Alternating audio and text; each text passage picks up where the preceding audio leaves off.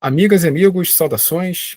Estamos em mais uma atividade da RNB Cursos, trazendo hoje um tema de alta responsabilidade social, econômica, política e muito mais.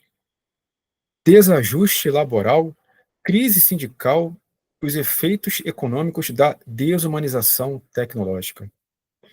Para debater esse tema, precisamos juntar as inteligências.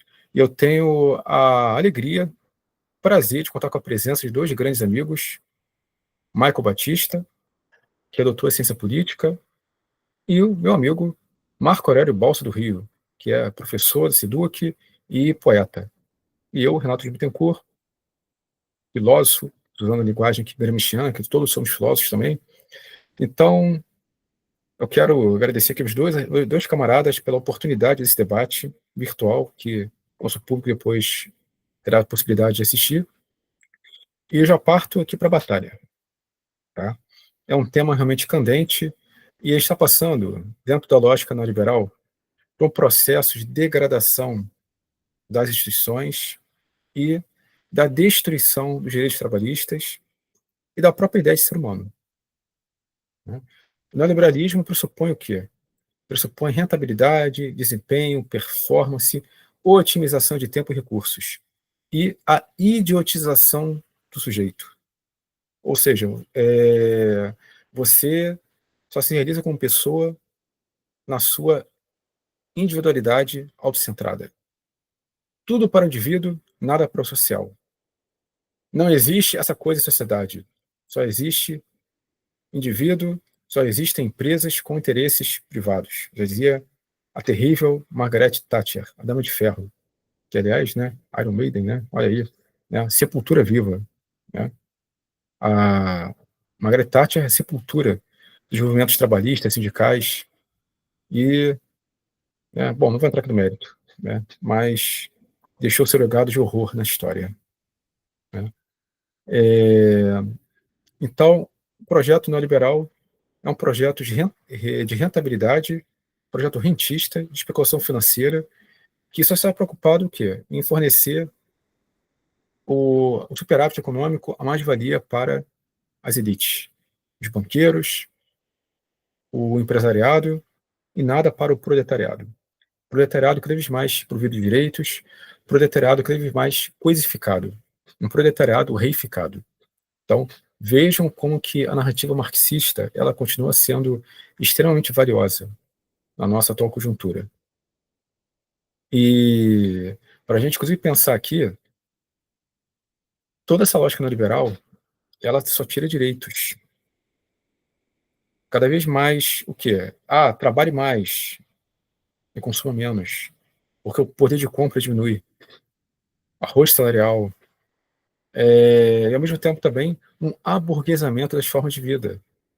Se você tem uma postura progressista, mas participa de quadros mais estáveis, pronto, você perde consciência de classe. E aí a gente entra o quê? Na própria, não só a crise sindical, mas também a crise das instituições. O que a gente chama hoje, por exemplo, de esquerda cirandeira, ou esquerda pequeno-burguesa, esquerda Zona Sul, esquerda universitária. São pessoas que vêm do discurso progressista, um discurso supostamente libertador, mas, na verdade, fazem parte do status quo. Estão apenas engabelados seus cargos, sem compromisso com a coisa pública, sem compromisso com a transformação social. Em suma, compraram o discurso neoliberal ou compraram o discurso, né, de um ajustamento de conduta pessoal na lógica burguesa. Ou seja, nenhum compromisso com a transformação social. São professores burocratizados, são sindicatos burocratizados, vide o que o próprio Lenin colocava, né, de aristocracia sindical. Ou seja, figuras que supostamente representam a classe trabalhadora, mas na verdade são peregos. Elas se gambelam seus cargos, obtêm as vantagens, benesses, mas não estão em condições concretas de lutar por melhores condições de vida dos trabalhadores. É aquela questão, se não há revolução, que ao menos existe uma reforma de base cada vez mais progressista, progressiva, em nome do aperfeiçoamento das condições de vida dessa grande massa de trabalhadores. Né? É isso, é fundamental. A gente não pode só acreditar na revolução em si, mas tem que ter também transformações de base. Né? e são paulatinas, para o próprio trabalhador poder ganhar consciência social, né. Mas a lógica neoliberal, ela não quer isso, ela não quer consciência crítica. Ela quer que você trabalhe, trabalhe, trabalhe e não pense. É 24/7. Vide a dificuldade da gente mudar a escala 6 por 1. Quem sabe 5 para 2, 4 para 3, 3 para 4, ou seja, menos trabalho e mais descanso, mais ócio, mais criatividade, mais liberdade em todos os aspectos, né. Então a gente trabalha demais e vive menos, porque todos os riscos, burnout, esgotamento psicofísico, depressão, doenças vinculadas ao excesso de trabalho e sem a contraparte financeira e da nossa própria possibilidade de habilitação de saúde. E levando em conta os nossos problemas hoje da tecnologia da informação, é tudo maravilhoso. Nós mesmos estamos aqui unidos virtualmente, mas pensando uma proposição política prática para a transformação social, né. O virtual conecta, o virtual é fundamental. Agora, a gente traz esse debate para o concreto, né. O problema é o seguinte: as tecnologias da informação, elas sempre apresentam uma leitura utópica de que promoverão a otimização das formas de vida. Ou seja, vamos aproveitar melhor nosso tempo.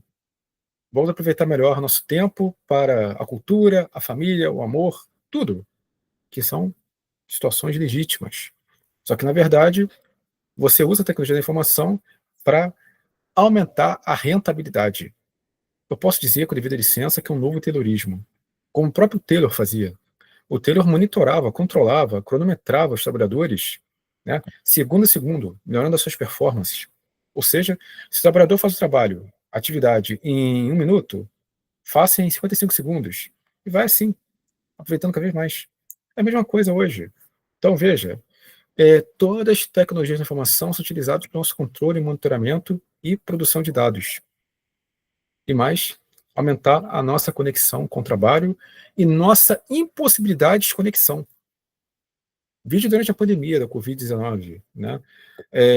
Quantos casos de degradação psicofísica metabólica pelo excesso de trabalho remoto. E mais uma vez, estou aqui reunido com vocês de forma remota, mas isso aqui é prazeroso, porque são consciências conectadas, consciências que pensam, claro, com detalhes diferentes muitas vezes, mas temos um ponto comum, que é a luta por melhor qualidade de vida, luta pela emancipação dos trabalhadores. Então, é prazeroso. Agora, quando você lida com a realidade digital, de pressão, de performance, de engajamento constante, de impossibilidade de você se libertar do controle, do monitoramento, da resposta rápida, isso é fator de adoecimento, né. A gente vê hoje também outro problema, né, a inteligência artificial, que ela é bilateral, ela é fundamental. Mas tem uma questão até ecológica. Agora o debate é o seguinte: para manter toda a estrutura do chat GPT, a quantidade de energia e de recursos naturais que são necessárias. Olha aí. E outro debate: até que ponto a inteligência artificial não vai se contrapor à nossa própria autonomia e intelectualidade humana? Tá bem? Então, vamos lá. Desajuste laboral. Temos uma massa precarizada, uma massa informal, uma massa desalentada. E quem está dentro corre o risco a todo tempo de cair, né? Trabalhadores precarizados com plataformas extremamente cruéis, sanguinárias, posso colocar assim mesmo, máquinas de moer gente, porque não levam em conta a nossa história de vida, a história de vida do trabalhador e suas demandas pessoais de liberdade, tempo livre, de qualidade autêntica de vida, qualidade de vida fora do espaço do trabalho, né? O trabalho pode ser prazeroso em qualquer circunstância, mas, primeiramente, precisa ser seguro e precisa ser também bem remunerado. Padrão de vida, a gente tem o direito ao padrão de vida. Ninguém aqui quer viver no ascetismo, né, a pão e água. Ninguém aqui é monge para viver em condições austeras. Não estou dizendo também o seguinte: vamos gozar do custo. Também é direito, claro. Mas aí é o que eu estou destacando. A gente encontra uma esquerda ficando burguesa que quer viver só disso também, dos prazeres, mas não quer lutar pela transformação social. Ela compra um discurso bonito, mas na prática ela reproduz a lógica do empresariado, a lógica do capitalismo tardio neoliberal. Os sindicatos, muitos deles estão corrompidos, né? Vide os próprios sindicatos universitários. sindicatos corruptos, sindicatos que são pelegos de reitores e máquinas administrativas extremamente contrárias à dignidade humana, né, que não representam ninguém. São apenas máquinas de capitalização de recursos, como já dizia João Bernardo. Então agora, minhas amigas, meus amigos, eu passo a palavra para o meu caríssimo amigo Michael Batista. Ô cara, Michael, meu amigo, obrigado mais uma vez nessa parceria. Por nada, Renato. Boa tarde aí, boa tarde a você e ao Marco Aurélio Balsa, né? É um prazer estar de novo aqui para uma palestra com vocês novamente. E eu começo então falando sobre um livro, né? Um escrito chamado Loucura do Trabalho, né? Do Christopher Dejoux, que é um psicanalista francês. Ele começa nos anos 90, né? Então a estudar esse tema, né? Do sofrimento na relação que o homem tem com o trabalho, né? Para muita gente considerado algo inédito, né? Ele começa ali então com esse enfoque, né? A partir dos anos 90, né? Ele é doutor em medicina, né? Ele é especialista também em psiquiatria e ele é professor do laboratório de psicologia do trabalho e ação, né? Na França, ligado a alguma instituição lá.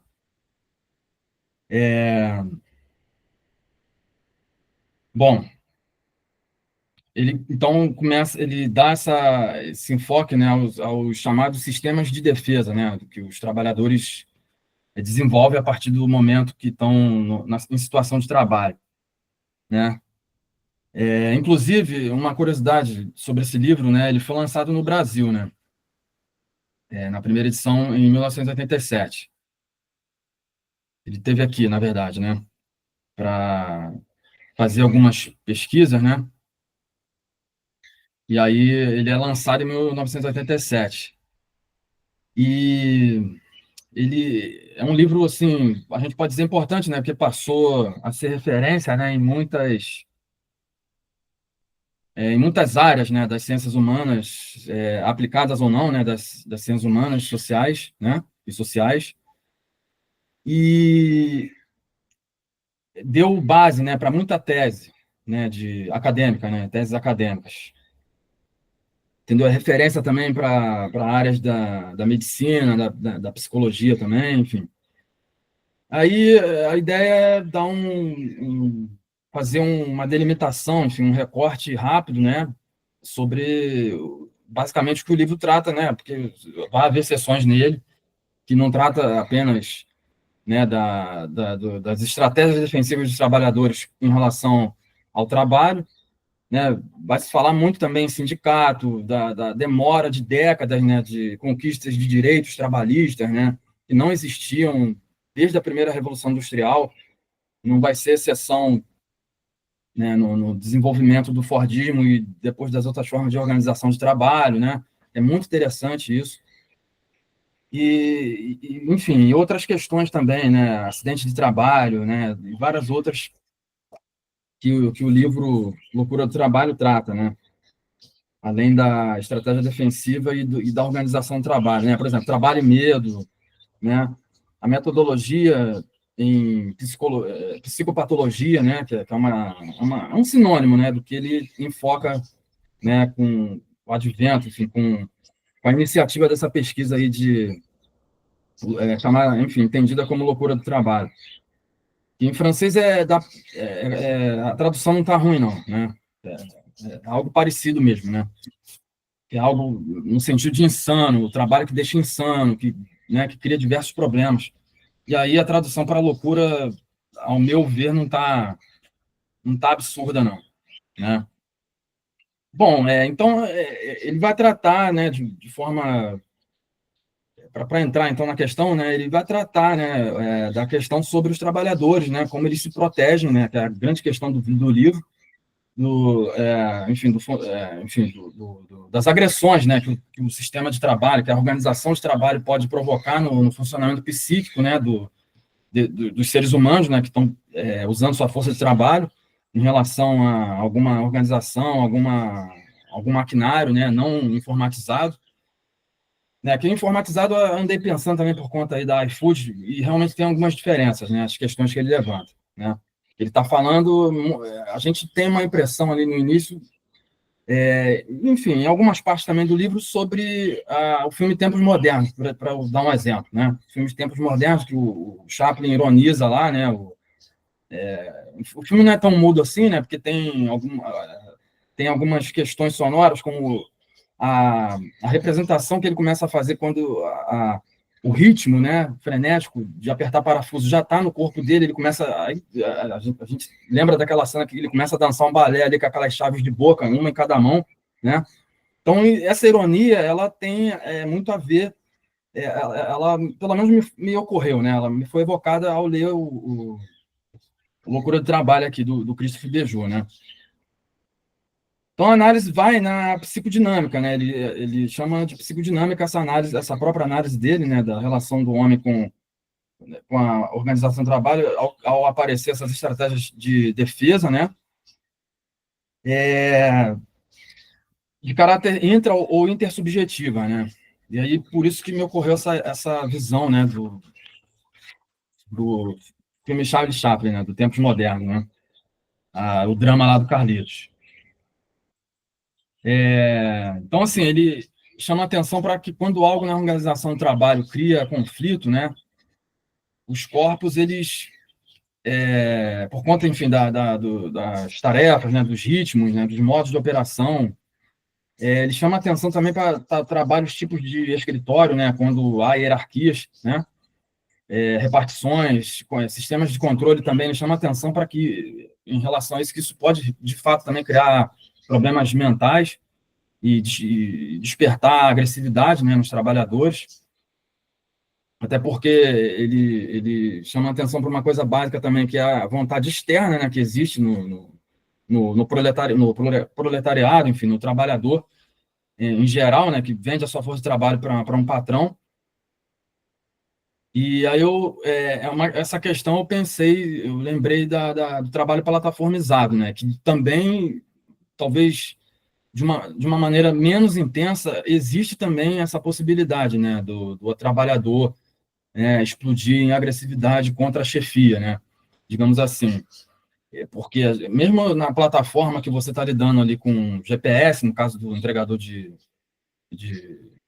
por aplicativo, né, de refeição da iFood ou qualquer outra aí, ele sofre ali, às vezes tem entregas que vêm com pouco tempo para você efetuar, né, para você chegar até o local e avisar para o sistema, né, de fora para dentro, que você lida ali no telefone com o dedo, você aperta o botão, aí avisa.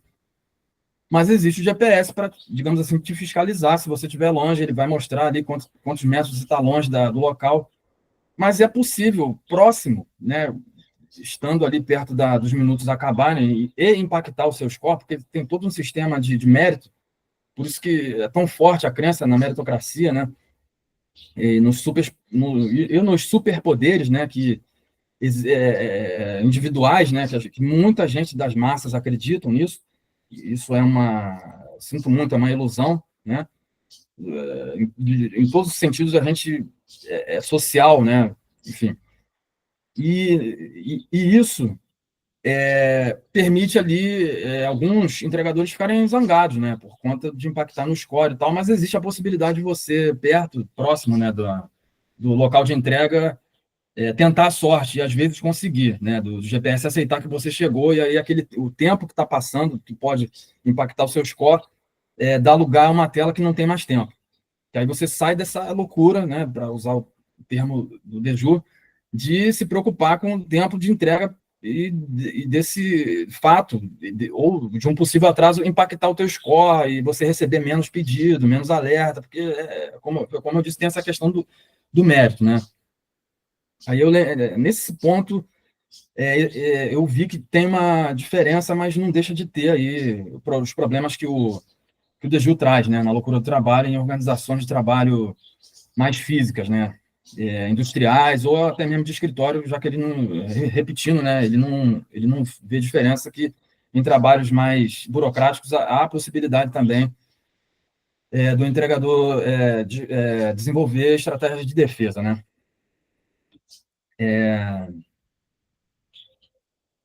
Bom, a organização, então, do trabalho lida com essa questão, né, da vida psíquica e de uma possível doença que pode aparecer e questões que eu destaquei aqui pode ser também importante, né, justamente sobre a doença mental, ou seja,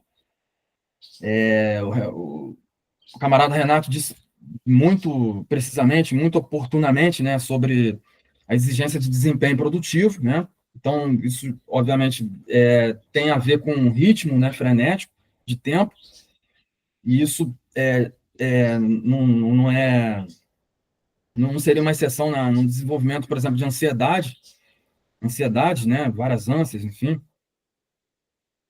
E ele chama atenção para uma outra cena também do filme do Chaplin, que é a desordem, né, na produção e uma possível necessidade de parar a produção, que aí faz parte do primeiro exemplo que eu dei do filme.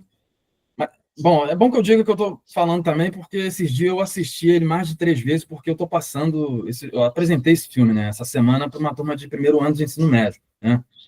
Então, existe aquela cena que é a continuação da primeira que eu falei, que é digamos assim, a desordem por conta do tique nervoso que o Carlito desenvolve.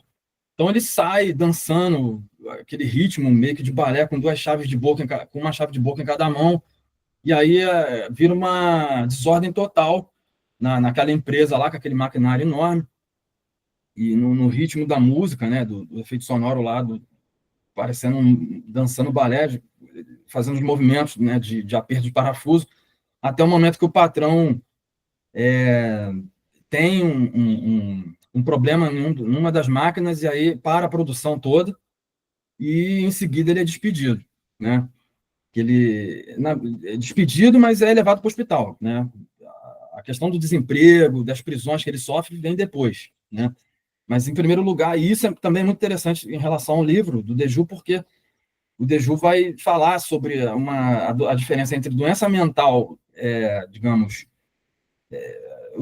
enfim, por falta de outra palavra, né, suportável, né, para a produção não parar, e a doença mental, ou para o trabalhador não ser despedido ou, sei lá, aposentado, e a doença mental caracterizada, que vai que tem como principal chave aí a medicalização, né? Porque até você caracterizar, que aí eu já estou adiantando, mas aí eu falo isso rapidamente depois, né? Logo em seguida. Porque até você despedir o cara por uma doença mental caracterizada, a solução é a medicalização, né? Aí, ou seja, a organização do trabalho, o que ele está dizendo é que a organização do trabalho, ela, a grande intenção dela seria essa, só despedir quando for caracterizada a doença mental, né? Bom, e eu acho que isso também, né, essa informação, ela também não está separada dos trabalhos mais burocráticos e de escritório, senão, né, o Ministério do Trabalho não teria anunciado, né, mês passado, digamos assim, um apêndice na norma de proteções operacionais, né, onde se considera também que pode existir doença mental em trabalhos, né, hierarquizados, de repartições, etc. Assim, mais burocráticos, né? Bom, então é isso. Assim, a ideia principal é essa, né, sobre o desenvolvimento, né, e a recorrência à medicalização do trabalhador, recorrendo à medicalização para justamente conter, né, a explosão de agressividade contra a chefia, né? Ele fala no livro dele até casos de briga, de soco entre, enfim, empregados, ou entre empregado e patrão, em algumas organizações de trabalho. E aí ele chama atenção que ele chama atenção para duas soluções, né? Enquanto não há um afastamento, né? Existe a solução do trabalhar, né, um emprego, porque ele não aguenta aquilo, e ele chama a atenção também que isso é o grande background, né, o grande pano de fundo da rotatividade que existe, né, nos trabalhos, enfim, nos postos, né, de trabalho, nas empresas, no mercado de trabalho, enfim.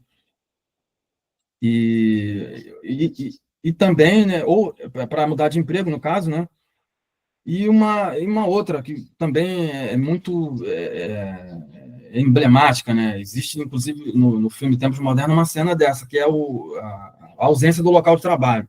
Ele vai chamar de absenteísmo, que no filme, do caso do Carlito, aparece naquela cena que ele vai no banheiro, ele acende um cigarro e tem uma câmera no banheiro, né? Ou seja, que até no banheiro tem um aparato da sala da chefia para poder vigiar o trabalhador. E aí, na linguagem, mesmo que no inglês, né, dá para entender que quando a câmera, quando o telão, né, dentro do banheiro abre, o patrão fala para ele: volte ao trabalho, rápido, volte ao trabalho. Ou seja, ele não tem tempo nem de fumar um cigarro, né?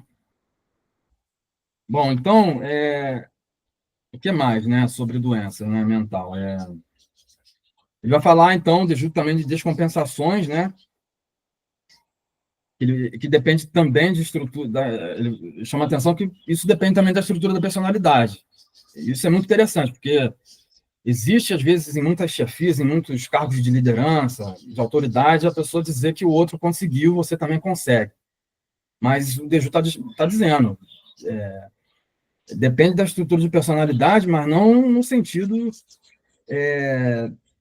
da capacidade como isso é usado por essas lideranças, mas no sentido de que, do que eu já adiantei, né, de que existe aí durante o processamento, né, a aparição das doenças mentais, como ansiedade, medo, etc., a solução da medicalização, né?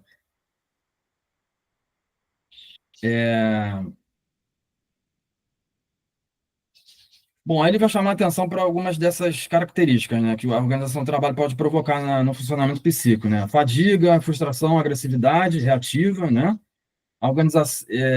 E a organização, da própria organização do trabalho, que é uma vontade externa. Ele vai dar algumas explicações psicanalíticas, né, sobre o que isso causa, né, dessa vontade externa nas pulsões, na libido. Ele vai falar de sublimação também, né, da libido, e que a própria organização do trabalho, para o que intenciona o estudo dele, poderia ajudar também, né, na ciência do trabalho, né, dos mecanismos de defesa do trabalhador, porque existem casos, segundo ele, que são inanalisáveis, né, na organização do trabalho. Aí entra o que eu falei, né, ou seja, a organização do trabalho, segundo ele, só reconhece o sofrimento psíquico quando, né, a doença mental já está bem avançada já no trabalhador. E justamente existe uma coisa interessante também que ele vai dizer ao longo do livro dele, que algumas doenças mentais não podem existir em ambiente de fábrica. Aí, assim, ele não fala de ambiente de escritório, embora ele faça ele tangencie, né? Mas cá para nós é sabido que assim, é certo, não provável, é sabido certamente que em ambiente de escritório também não é diferente, né? Por conta por exemplo, do assédio, né? Do assédio moral, dependendo da organização, pela competição, envolvendo desgosto com o sucesso do outro, né? Então, ou seja, você desenvolver ansiedade é possível também, né? E tem, inclusive, um consultor. Eu estava lendo uma entrevista dele mês passado e ele estava falando, né, que em ambientes também, e o que ele estava dizendo sobre surto, ele estava, o contexto de referência era um trabalho de escritório. E aí ele estava reproduzindo na entrevista o comentário de um dos trabalhadores do local, de um dos funcionários do local, que nunca tinha visto alguém surtar, que ficou muito assustado quando a pessoa estava surtando, no momento do surto. Então, certamente o ambiente de trabalho também enfim, do escritório não é exceção, né? Sobre o desenvolvimento dessas doenças mentais. Bom, então acho que para encerrar a ideia é essa, ou seja, para substituir então a demissão por ansiedade, enfim, a solução é a medicalização, é uma ideia do livro, né, que o livro traz, e a medicalização ela vai tratar cefaleias, vertigens, problemas visuais, né, ele vai dizer lá, ele vai dizer também sobre equilíbrio cine-matéria, que aí numa próxima oportunidade eu posso trazer isso, uma pesquisa sobre isso, e ele vai chamar a atenção para isso, ou seja, a lógica da organização do trabalho é a doença mental caracterizada. Bom, gente, por enquanto é só, a gente faz aí a grande riqueza desse encontro, que é a troca de ideia, né? Que é diferente de encontrar amigos e trocar o pão, porque o pão é pão, mas a ideia é sempre algo duplo, né? Porque vocês têm a de vocês, eu já aprendi com a do Renato, que foi o primeiro a falar, e vou aprender, né? Com certeza com a do Marco Aurélio Balsa, que vai falar agora. E é isso, muito feliz aí, agradeço de novo, então, e muito feliz aí por esse novo encontro com vocês para poder tratar de um assunto muito importante. Obrigado, novamente. Maravilha, meu amigo Michael. Maravilha, eu agradeço aí pela tua exposição, muito sintética, muito brilhante e profunda, né? Porque realmente é um sintoma da nossa degradação laboral. Agora vou passar a palavra ao meu querido amigo, poeta, professor poeta, Marco Aurélio Balsa do Rio, que inclusive tem uma experiência sindical assim interessantíssima, conhecimento ex-cátedra, né, sobre a questão. Então, meu amigo Marco Aurélio, por favor, queremos te ouvir. Muito obrigado, Renato, Michael, aos que vão assistir essa palestra nossa aí, posteriormente. Além de professor, poeta, sou filósofo, historiador, sociólogo, né? Então, o que o Michael falou me lembrou o livro Sociedade do Cansaço, do pensador coreano Byung-Chul Han, não é isso? Você tem nome? Ah, então tá, porque não é difícil. Mas é um livro muito atual para essas questões. A verdade é a seguinte: a classe trabalhadora está adoecida. O capitalismo adoece. Então, problemas mentais hoje, não só entre nós docentes, professores, mas em toda a classe trabalhadora, ela é terrível. Não só isso, questão de adoecimento, mas a classe trabalhadora está morrendo. Morrendo de estafa, morrendo de tanto trabalhar, morrendo de acidente de trabalho. E o capitalismo não se preocupa com isso. Até porque morto não reivindica seus direitos, morto não reivindica aposentadoria, não tem que pagar aposentadoria. Então é a intenção do próprio capitalismo que uma parcela da nossa classe trabalhadora morra, para não reivindicar os seus direitos, nada disso, né?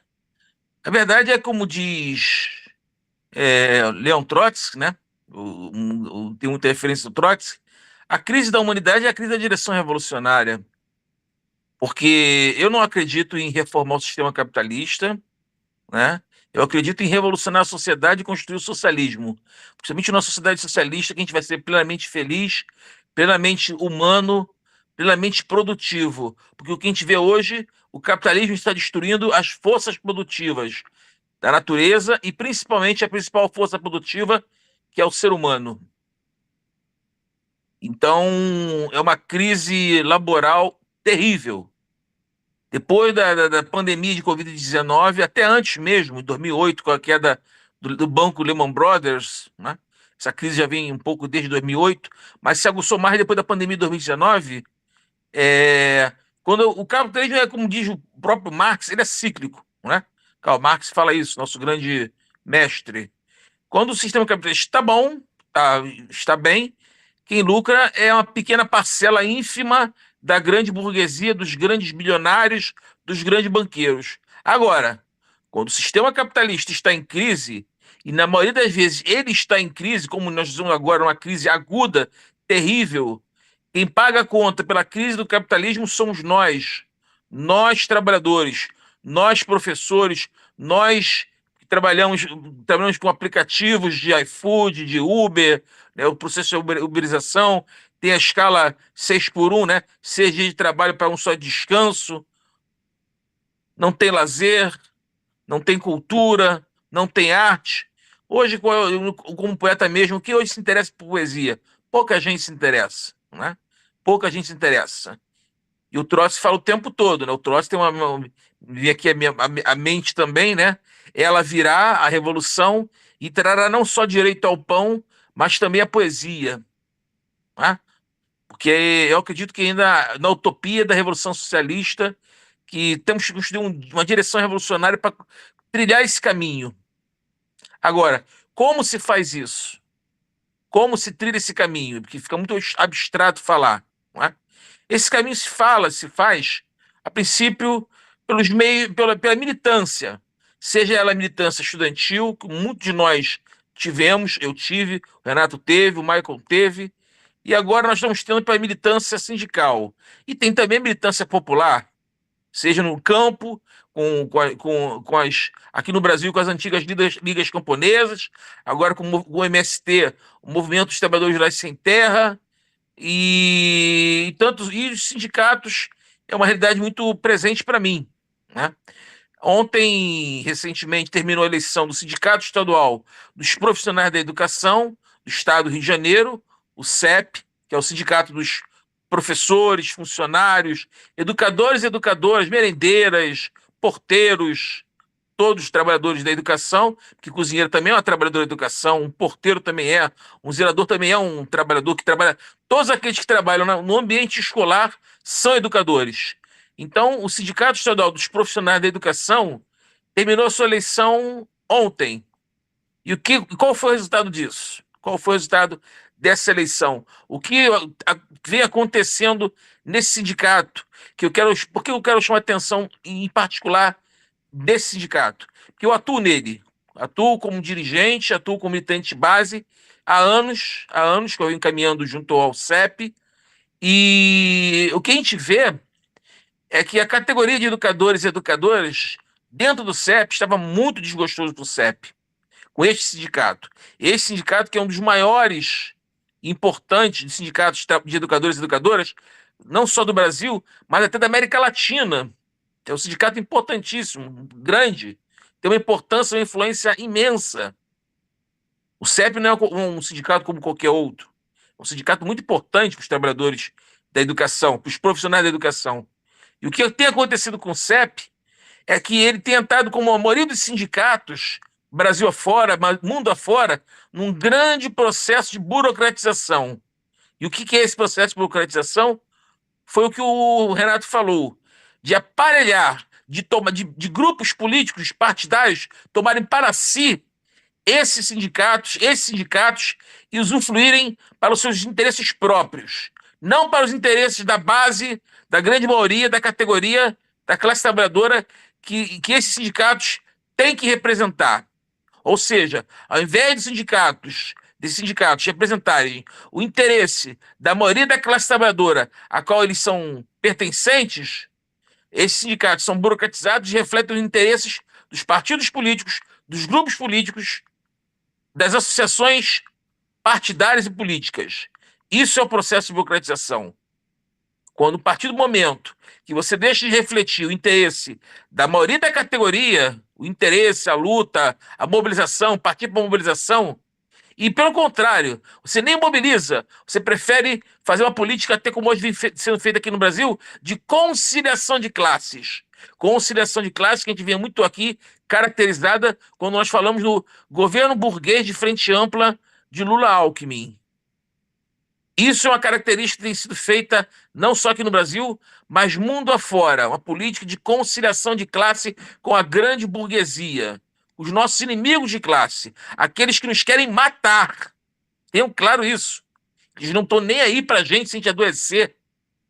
O que pode, na pior das hipóteses, que podem fazer é uma caridadezinha aqui, uma caridade ali, né? A caridade que vai resolver o problema para nada, é um paliativo, é um placebo, né? Não vai resolver dor de cabeça nenhuma, porque eles querem nos matar. E quando nós fazemos essa política de conciliação de classe, com a burguesia, os trabalhadores se conciliam, né, pacificamente com a burguesia, deixam de lutar, se mobilizar, nós capitulamos frente à grande burguesia. Nós nos tornamos, os sindicatos se tornam um sindicato pelego. E era isso que estava acontecendo com o CEP, tornando-se um sindicato pelego, burocratizado. Por que estava se tornando? Porque saiu o resultado, a minha chapa, que se o Renato permite, que eu apoiei, que eu fiz parte, como candidato à Secretaria de Cultura, Formação Sindical e Assuntos Educacionais em Niterói, a chapa da CSP com Lutas, Central Sindical Popular, Coordenação Nacional de Lutas, saiu vencedora do pleito. Obtivemos mais de 33% dos votos, quase praticamente 4.500 votos. Chegamos em primeiro lugar. Isso para a direção do CEP Central.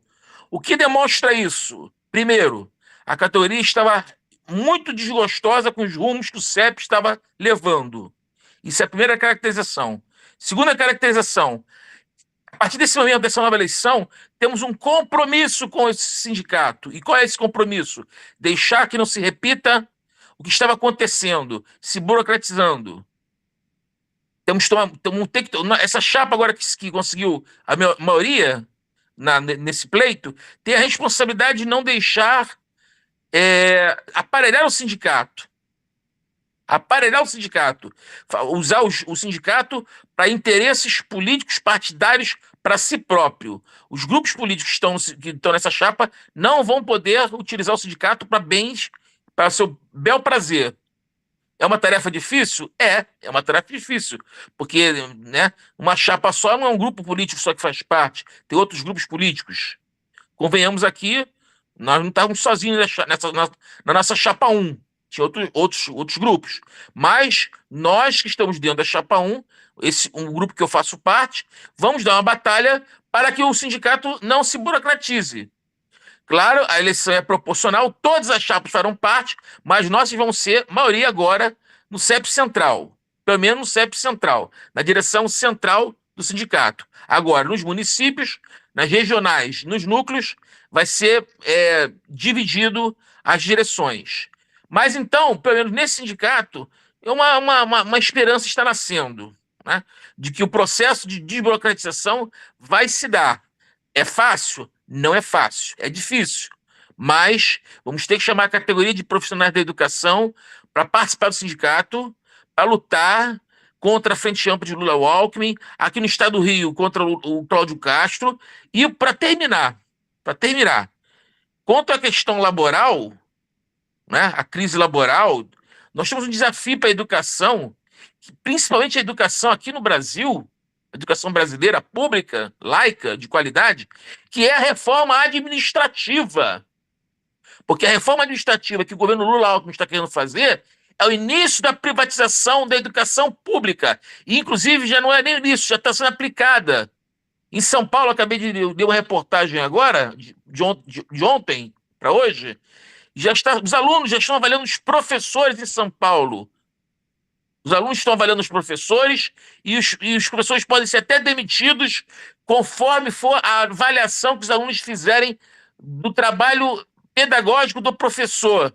Ou seja, isso é o início do fim da estabilidade do funcionalismo público, não só da educação. A educação já está começando, já está se dando, mas também vai se dar na saúde pública, na segurança pública. Aqui no Rio a gente vê o poder paralelo das milícias, né? Porque quando não se ocupa um espaço, alguém ocupa outro. Se não tem segurança pública, entra a milícia, né? Como poder paralelo, né? Como segurança paralela. Então, a reforma administrativa é uma luta que o sindicato, o CEP, vai ter que dar batalha todo dia contra a BNCC, a Base Nacional Comum Curricular, contra o novo ensino médio, que tira o saber notório de nós docentes, nós professores, que estudamos, né, duramente, arduamente, gloriosamente, né, com afinco, e é uma batalha grande, e temos que dar essa batalha. Porque não podemos deixar que sejamos derrotados pela grande burguesia, pelos grandes empresários da educação, da saúde, que estão aí, que querem ver a nossa destruição mental, nossa destruição física, nossa destruição moral. Então, esse é o recado que eu fico. Existe esperança ainda, existe esperança e temos que ter a cabeça erguida, tá? Erguida para lutar. O Manifesto do Partido Comunista continua atual. E o programa de transição que fundou a Quarta Internacional, que foi a principal tarefa de Leon Trotsky, continua atual também. Isso para quem é trotskista como eu e marxista. Tá? É basicamente esse o recado que eu queria dar. Muito obrigado. Obrigado a todos que votaram na Chapa 1 também. Desculpa aqui o Renato, sei que eu já estou me empolgando. Ele falou que eu podia, então quem for assistir, que for professor, votou na Chapa 1, não sei se o Michael também participou do processo aí, mas obrigado também a todos que apoiaram, mesmo que não foi sindicalizado, mas apoiou a gente, torceu pela gente, ou pediu voto para quem é sindicalizado. Muito obrigado. Dizer para vocês o seguinte, o CEP somos nós, nossa força, nossa voz. Nós não vamos dirigir o sindicato, nós vamos levar o sindicato para as bases, e quem vai fazer o sindicato não vai ser a direção. Quem vai fazer o sindicato é a base do sindicato, é os trabalhadores e trabalhadoras da educação que vão dirigir esse sindicato. Não vai ser um trabalho de cima para baixo, vai ser um trabalho de baixo para cima, onde quem vai determinar os rumos é a base. São os mais... estão em sala de aula, no chão da sala de aula. Tá? Muito obrigado. Opa, vou dar aqui a palavrinha final, e assim, inclusive, coisa muito breve para poder sintetizar, né? E já dar um encaminhamento. Não, acho que nossa reflexão hoje, ela permite, de fato, a gente analisar as questões empíricas, contingentes, né, que fazem parte da história de cada um. Por isso que, realmente, né, meu querido amigo Marco Aurélio Balsa, do Rio, a gente abriu essa possibilidade, né, inclusive, falar um pouco sobre a questão dos sindicatos, né, de uma forma mais concreta, mas porque também a gente traz a ontologia disso. A ontologia é, os sindicatos, eles perderam a sua base de representatividade, tá? É na universidade pública, nos cargos professorais, em qualquer estrutura. A sua grande maioria, eles são extremamente burgueses travestidos, né, de trajes de proletariado, né? É o grande problema. E, fazendo um comentário aqui, puxando um gancho também que o nosso querido o Michael Batista colocou, que é também esse alunado. Eu sei que a gente tem que ter uma relação dialética, mas é um alunado idiotizado, né, que eu acho que não são lá para que ele tem consciência de classe, né, mas com o professor precarizado, o professor é doente, exausto, como ele vai conseguir modificar a forma de pensar do aluno se ele próprio já é estimulado pela mídia, pela sociedade mesma, né, a ter uma experiência de vida reificada, degradante? Então, ou seja, o estímulo do pensamento hoje está dissolvido. Ninguém é estimulado a pensar mais, ninguém é estimulado mais a debater, né? São verdades prontas. Não pense, não questione, já está tudo disponível pela IA, né? E as redes sociais servem como um fetiche, né? Como um grande espetáculo. Ou seja, aquele debate, tirar o celular de sala de aula. Eu não nem entrar nesse mérito aqui que não cabe, mas talvez seja bom, não sei, né? Não vou, é a aporia, e não a gente vai debater isso aqui. Mas os alunos não estão conectados. Não estão conectados com a sala de aula. É até uma questão que eu posso pensar no futuro. Os colégios são fundamentais para que existam, né, na sua estrutura física, o encontro diário dos alunos e professores.